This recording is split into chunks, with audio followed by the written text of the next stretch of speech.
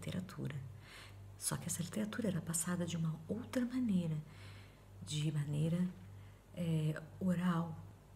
Tradicionalmente, em Moçambique, se nós lermos Mia Couto, por exemplo, nós vamos encontrar muitos relatos da literatura tradicional moçambicana, aquilo que nós chamamos no Brasil de oratura, e que me parece que o crítico português Pires Laranjeiras concorda com essa expressão, oratura, para aquela manifestação artística que é passada de geração em geração por via oral. Então, a periodização, ela existe para que nós nos situemos na história. Nesse sentido, nós vamos falar, por exemplo, só mesmo como exemplo, que essa não é uma aula de literatura brasileira, que o Brasil, aquele território achado pelos portugueses em 1500, já tinha uma cultura própria, já tinha a sua língua própria, só que aqueles povos eram ágrafos e passavam as suas histórias, as suas lendas, as suas tradições a partir da oralidade. Mais tarde, com a chegada dos colonizadores portugueses, nós temos, depois no século XVII, uma literatura que se faz no Brasil, mas é uma literatura que se faz no Brasil. E nós temos que entender que no século XVII, a partir de 1601, o que nós temos no Brasil, por exemplo, chamado período barroco na Europa, é apenas um eco daquilo que acontece na Europa, como bem diz Alfredo Bose na sua História Concisa da Literatura Brasileira, Ecos do Barroco. Então a contextualização, ela vem para nos ajudar, ela vem como um instrumento, ela existe como um instrumento para nos ajudar a situar a cultura, a história, a sociedade. Muito especificamente a sociedade ocidental, da Europa Ocidental, devido ao fato de que durante muito tempo pensou-se e difundiu-se a ideia de que a cultura da Europa Ocidental era a melhor cultura. Portanto, as grandes navegações tiveram também como intuito levar para os povos incautos uma cultura verdadeira, uma religião verdadeira, apagando de muitos lugares, de muitos países, de muitas tribos, como era no Brasil, a sua história, a sua religiosidade, a sua relação com o sagrado, com a natureza e com o outro. Assim, é importante notar que a periodização literária, no primeiro momento, ela trata de uma periodização baseada num conceito eurocêntrico. Nesse sentido, é muito importante ler o Aguiar e Silva. Eu sempre olho o nome dos autores, os meus alunos já sabem disso, não é verdade? E entender a dinâmica dos períodos literários. Ele começa a falar sobre essa dinâmica na página 147 daquele livro azul que eu mostrei aqui para vocês, Dinâmica dos Períodos Literários. E se ele admite a palavra dinâmica, então ele admite que, para além do conceito estanque e fechado do período romântico, do período Árcade, do período realista e naturalista, e outros períodos anteriores, como o caso do período renascentista, depois do barroco, como eu já disse, não é? Ou até mesmo todo o tempo da Idade Média, então ele já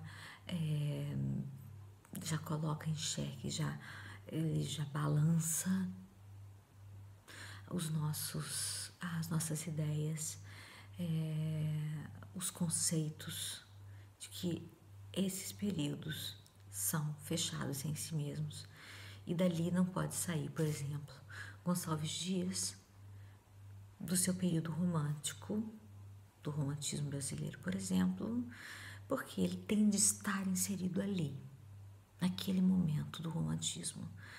Dessa forma, a gente desincumbe Carlos Drummond de Andrade, por exemplo, a falar de amor, não é? Se lemos um soneto de Carlos Drummond de Andrade, A Moda de Camões, sem dizer que aquele é o Carlos Drummond de Andrade, e não sabemos que a literatura faz parte de uma dinâmica social e cultural que está sempre em movimento e que o agora, enquanto eu falo, já está mudando. Se nós não partimos desse pressuposto, a gente lê o soneto e diz que é de Camões, porque ele escreve A Moda de Camões. E, na verdade, nós temos um poeta moderno, um poeta atemporal e que ama Camões e escreve poemas e sonetos à moda de Camões. Então, eu sugiro a leitura desse subcapítulo da dinâmica dos períodos literários no livro do Aguiar e Silva, Teoria e Metodologia Literárias. Repito, esse livro há na nossa biblioteca no campus da UniCV. Esse subcapítulo, ele vai então da página 147 e segue longamente até a página 155, quando então ele começa a falar sobre a metodologia de análise dos períodos literários. Bom, metodologia de análise dos períodos literários, então, será o tema da minha próxima fala, que prometo será mais bem elaborada. Vou tentar ao máximo me ater aos conteúdos sem fazer grandes digressões. As digressões ficam por conta dos comentários de vocês e daqueles comentários que também eu vou fazendo durante as dúvidas que forem aparecendo. Então, o objetivo desse vídeo piloto é dizer que nós estamos juntos nessa luta contra essa pandemia que nos assola, e dizer que estamos juntos também para dar continuidade à introdução aos estudos literários para o pessoal do segundo ano do ECVP. É claro que se o primeiro ano quiser dar uma espiadinha aqui, fique à vontade para fazê-lo.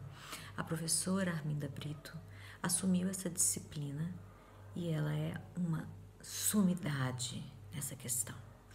Eu adoraria poder dividir também com ela algumas aulas e que nós possamos fazer um excelente trabalho juntas.